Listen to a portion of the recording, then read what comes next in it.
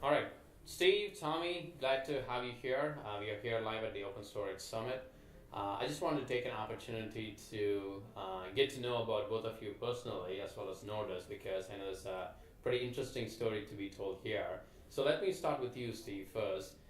Can you share with us, how you guys got started with Nexenta? Yeah, it's a little bit. I got to give you a brief history, and I'll try to go fairly quickly because I want to make sure that we don't take up too much of the interview with the background. But I spent 22 years with Hewlett Packard and selling high-end enterprise class systems with direct attached storage. So I retired from HP in 2007, took an early retirement, and then went to work in the channel and started selling SANs, and I didn't even understand or know what I was selling, right? So and that bothered me. So what I wanted to do is I wanted to understand more about what it was that I was selling. So I got the idea, as a Christmas present, that I would do a little father and son bonding exercise, and that we were going to build a SAN together, right? And then we didn't even know what we were going to load on it at the time, but we just knew that Tommy and I love hardware.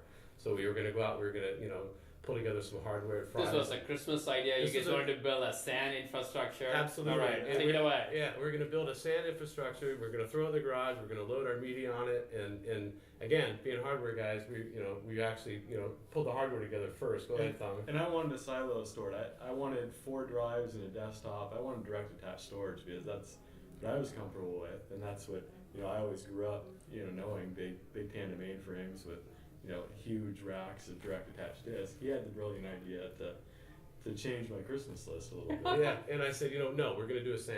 It's like, I need to get a feel for it. Again, he's saying, like, what do we need a SAN for? I don't even, what good is that? It's like direct attached storage. So anyway, fast forward. So we get together, we wrap it up, put it under the tree, have Christmas, and we set out to build this SAN. So we get the SAN hardware built, and then the journey begins to find the software to load on it. Our first foray actually was with a OpenFiler, right? So we started running OpenFiler with hardware RAID controllers. Sure, and from the get-go, it would have been easy to again have a Windows server and do that, but that took all the fun out of it. We wanted a commodity open source approach, something that we didn't have to have, third-party licensing, and heck, everyone's had Windows servers since NT 4.0. We wanted to do it with something open. So whenever you think open, we started with Linux. Right. And that's when the OpenFiler kind of NAS distribution started. Right, so we loaded OpenFiler and we were running a hardware RAID controller, a Dell PERC 5i. This is where the story gets interesting. So this is exactly a true story of how I came across Nexenta. So the Dell PERC 5i hardware RAID controller failed in our OpenFiler box. It was running by media, right? I mean, this was where I had all my music, like thousands of songs, and I was freaking out. At this point, this is our home media server. Like 2 terabytes of mission critical data. Mission critical music, absolutely. Crisis at the home. Absolutely. No disaster recovery available. Absolutely. And then you stumbled into So as a result, so what we did is, I just set out and said we got to find a new hardware RAID controller. So of all things, I was looking through on Newegg, and I come across this really interesting article, and I should send this guy a Christmas card every year for the next 100 years. I come across this article that's big, bold, and the reviews, it says hardware RAID is dead, and I read on, and it's all about extolling the virtues of ZFS. And I'm like, I've never heard of ZFS, right? So I started doing some research, and that brought me to Nexenta. So I came across Nexenta's website, I downloaded the free trial, and I was so impressed by what I saw with Nexenta and how it worked, that being the kind of the hardware nerd that I am, what I had to do then is I say, okay, so this is really cool. It's Open Solaris under the covers. So what I did then is I blew it all away, and then I built an Open Solaris NAS from scratch, and essentially did it all from command line. And I came away with the conclusion that, it's not easy, right? Nexenta really does have a tremendous amount of value add with not only the GUI, but with the plugins and everything else that I was able to access with Nexenta, in addition to what I could get with just a straight Open Solaris NAS. We had stability issues too. We had CIFS dropouts. We needed an Nexenta support team. We needed the framework around it to ensure that our services stayed up and we didn't have to continually reboot the box. Yeah, right. Yeah, every night it would go offline when it was just straight Open Solaris. Okay. So there was night and day. It was not only feature functionality, but it was also significantly more stable than Nexenta released than the Open Solaris NAS, built on the same hardware. So that was a year back. Yeah, this was actually way back in early 2009. Okay, right. Early 2009. And then, so what I did is I went full fast forward, right? And I said that I'm so impressed with this product. Working for Nordisk at the time, said that I immediately reached out to Nexena and said, what do I have to do to inquire about becoming a partner? I want to actually, not only is this good enough for, this is good enough for my home and I'm impressed enough to where I actually want to inquire about what it's going to take to sign up to be a partner because I want to sell this. Because I think that this is something that's good enough for us to be able to sell. How's it been? I'll tell you what, when we started, the whole next year, I guess I would say, what we did is we evaluated. We're an IBM Premier Business Partner, and we have very significant IBM relationships and very large accounts that we service in the state of Oregon. So I spent close to a year evaluating platforms on what we were going to deploy, and was working very closely with Tommy. That finally led us to the Supermicro platform that we chose to deploy on, the Supermicro storage bridge bay that we've branded the NS2000, the Nordisk NS2000. We did a press release with Nexena and Supermicro in August of 2010, just before we came to the Open Storage Summit last year. We came here last year essentially with 0 customers, a handful of prospects, and a lot of hope. We return a year later with well over 30 customers and over $1 million in top line revenue. So 1 year, 30 customers, and more than $1 million in top line revenue. Correct. That's awesome. Congratulations. Thank you. So let's talk about customers. So obviously you guys have the pulse on the market. So when you talk to customers and prospects, what is driving the interest level in open storage or Nexenta?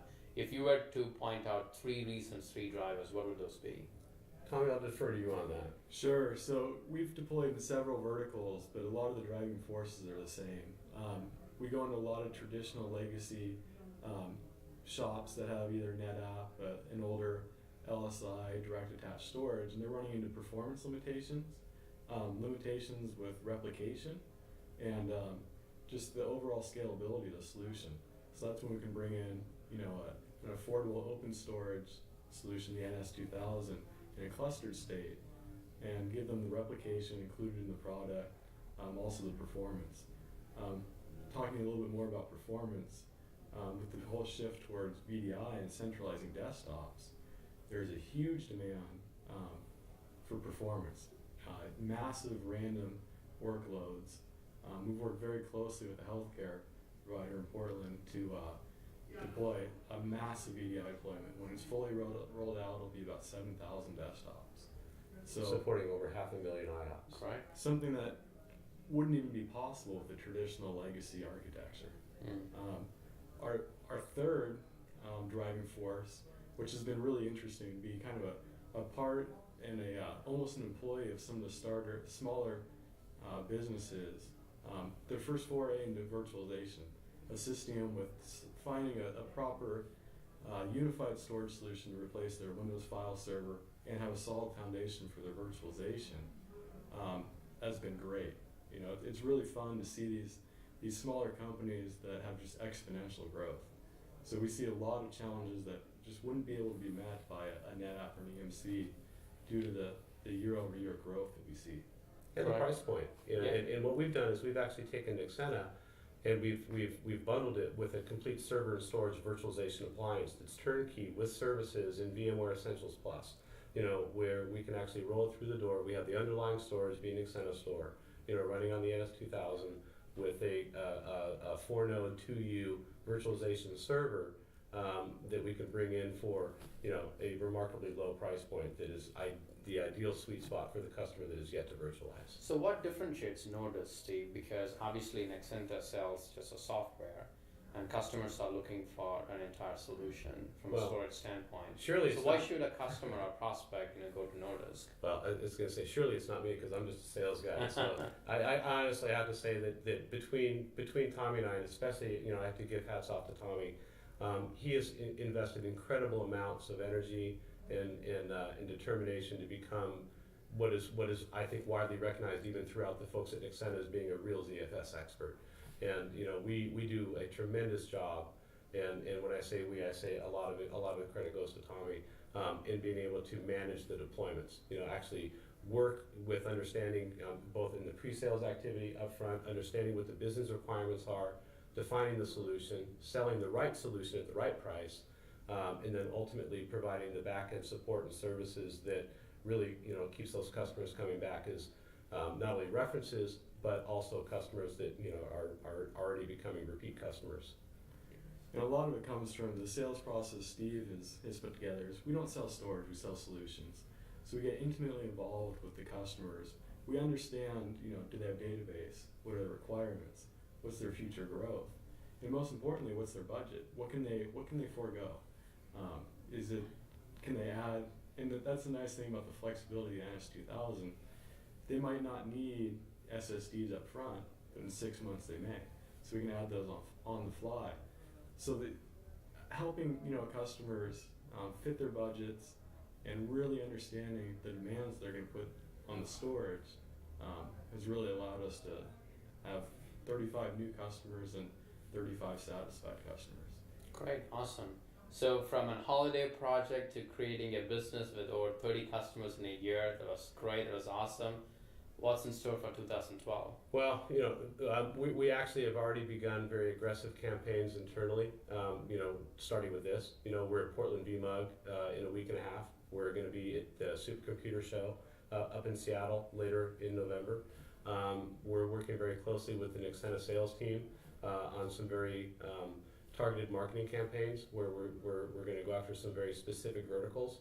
And it really comes from just one opportunity at a time, doing exactly what we've been doing, and just knocking them out one by one by one. Sure. Thank you. Appreciate it.